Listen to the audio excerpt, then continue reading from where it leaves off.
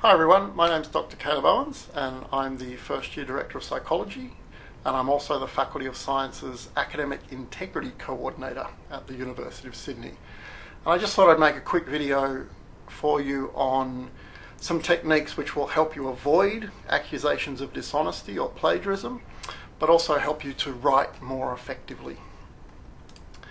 I'll be talking about both writing techniques and the appropriate way that you should be acknowledging sources that you use in your assignments. First thing you should be doing before you start any assignment is researching the topic. In psychology we use Psychinfo to find peer-reviewed papers.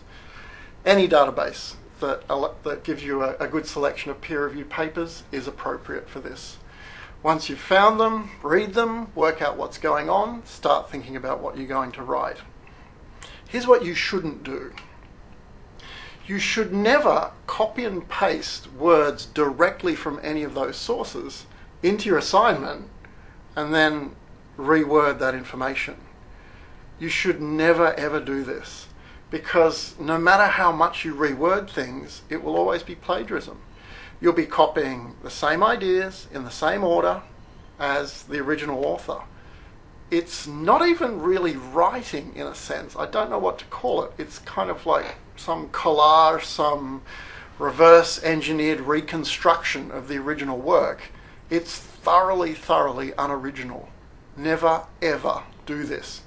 If you do it, the plagiarism detection software, the similarity detecting software Turnitin, is going to light up your assignment like a Christmas tree and make it clear that you didn't really create anything original. You took something and you just shuffled things around. Even if the similarity detecting software doesn't ping it, the person who's marking it is going to realize this is very drab and dull. It reads to me just like the source material. And they would be right, because you have barely changed the source material at all. Never do that. What about writing when your papers are visible? You should never do this either. And the reason is that writing is difficult, and when you're struggling to find words to put together a sentence, and you have something beautifully written right next to you, you're going to use it. You're going to copy from it, consciously or unconsciously. So it's very high risk. You might get done for plagiarism anyway, because you're looking at something else as you're meant to be creating something original. It's not going to work. The other thing, even if you do change every word, is you're still just copying the same old structure, the same old order of ideas, one paper at a time. So how are you meant to integrate the information? The marker will be able to see this. They'll look through your paragraphs or even within a single paragraph, and they'll be able to see, oh, they're summarizing the first thing they read. Great. Oh, they finished that. Now they're summarizing the second thing they've read. Oh, now they're on to the third thing. Nothing is integrated. It's not an assignment created from information. It's an assignment assembled based on paper 1, paper 2, paper 3. It's garbage. You're not going to go well. Even if there's no plagiarism, you're not going to go well. It's just a terrible assignment. Don't do that. What should you do then? Well, what you should be doing is taking notes in your own words, planning your writing, and then writing from your notes. Always do this. The reason why you take notes in your own words from the sources is because you're not writing an assignment about those sources. You're writing an assignment about a topic. You're addressing a topic. You're addressing some novel research. You're writing about that. You're not writing about paper 1, paper 2, paper 3, paper 4. So you need the information from those papers. You need information on methods, results, findings, conclusions. How are they similar in their methods? How are their results similar? Those are the things that you'll be comparing. You absolutely need this step where you plan your writing. You need to plan out your argument. Talk about qualifications, what kind of conclusion you're going to make, what information you're going to use. If you don't have a plan, it's going to be a very disorganized and a very poor assignment. But if you have your plan and you have your notes in your own words, you're never going to plagiarize. It will be very, very difficult for you to accidentally plagiarize. Plus, you'll be creating an original work, a very original work, which is a unique combination of everything you've read, you've put it into a blender, and you've made your paragraphs about themes, and you've used information from all the articles to support or argue against those themes, those topics, the flow of the argument. That's what you need to do. That's how you should write, always. Why don't people do this all the time then? Why don't people do this all the time? Well, the short answer is people are disorganized, people manage their time badly, or they're just plain lazy from the start. If you just want to copy and paste and reword, you can knock out an assignment in a matter of minutes, a very, very small amount of time. If, on the other hand, you're writing while sources are visible, that's going to take a little bit longer because you are actually writing yourself, but at the same time, it's extremely high risk and it produces something which might not be plagiarism, but it's highly, highly unoriginal. The process of actually taking notes in your own words, planning an assignment, and creating something original takes a hell of a long time. As a rough guide, if you're doing a 6 credit point unit, each percentage point of the assignment is worth should be an hour. Your assignment's worth 25%, spend 25 hours on it. It's a long and involved process.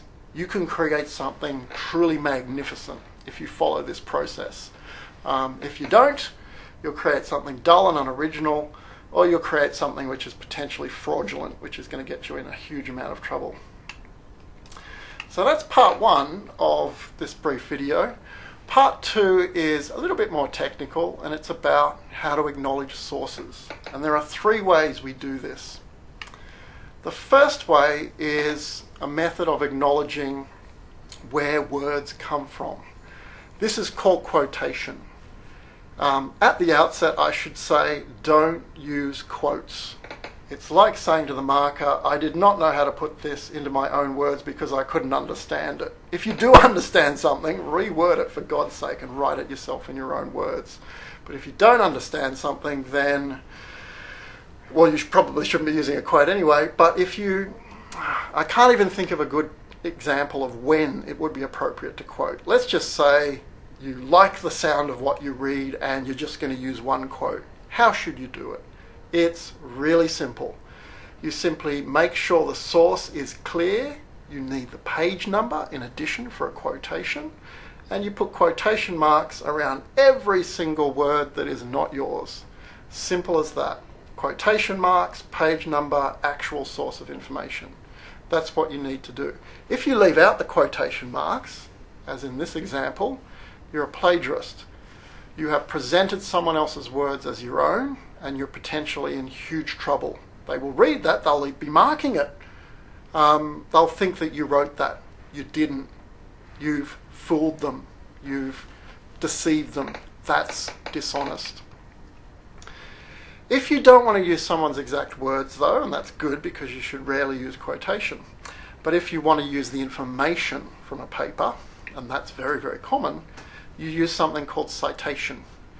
You read the information in the paper, you reword it in your own words. If this tiny arrow here, if you think back to writing techniques, if you've taken information in your own words and then you've planned your essay, it's a very long arrow indeed. So there's very little chance that these words will be the same as the source. It's the same information though. Because the information is there though, you still need to put where you put the information from. You're not an expert on memory. You didn't do this research yourself. Lehman and Karpicki did. So it's a simple matter of just putting the authors and the year. You don't need a page number for a citation. You do for quotations, you don't for a citation. But again, to distinguish it from quotation, keep in mind that you must be rewording. If you don't reword, this little citation here doesn't mean this is where I got the words. That's what quotation marks mean. For citation, this means this is where the information came from, and this is my description of that information in my own words. If you present something like this in your submitted assignment, you can be accused of plagiarism or academic dishonesty. Now, sometimes when you're reading papers within the paper, you see a citation. And in other words, the person you might want to cite has also cited. To actually use that information, you use something called secondary citation. And here's how you do it. You must reword the original words. Again, you always have to do that. If you don't, you use quotes. You must reword the original information. You include the citation that they've cited, here Carpenter, but then you must acknowledge that you didn't read Carpenter, you read someone else who'd read Carpenter, and that's why you also cite the actual source you read. You read Lehman and Karpicki, they're the ones who read Carpenter. It's very important to do that. The Carpenter paper might have been published in a language you do not understand. If you do this and pretend you read Carpenter, then that is profoundly dishonest. And also, potentially, it could make a complete fool of you, because you can't read Italian.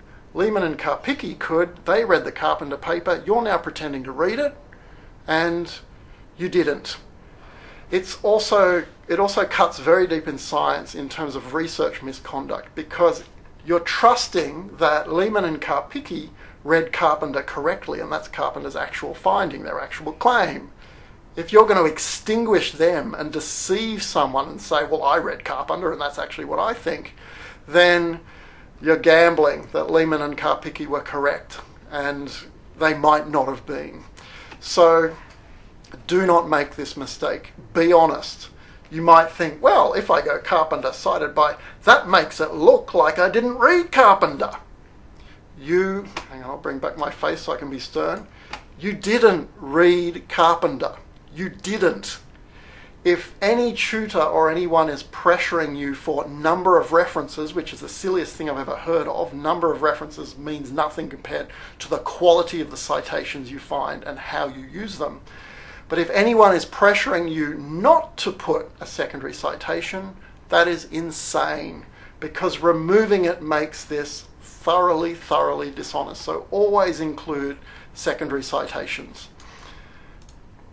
Okay, so what have I gone through? Just to summarize, I've gone through various writing methods. I've said never, hang on, I'll bring my stern face back again. I've said never copy and paste text. It's not even writing. It's the stupidest high-risk activity you can ever do at university or even in high school for that matter. Never copy and paste text with a view to rewording it. It is not writing. It is borderline fraud. In some cases, it might be actual fraud.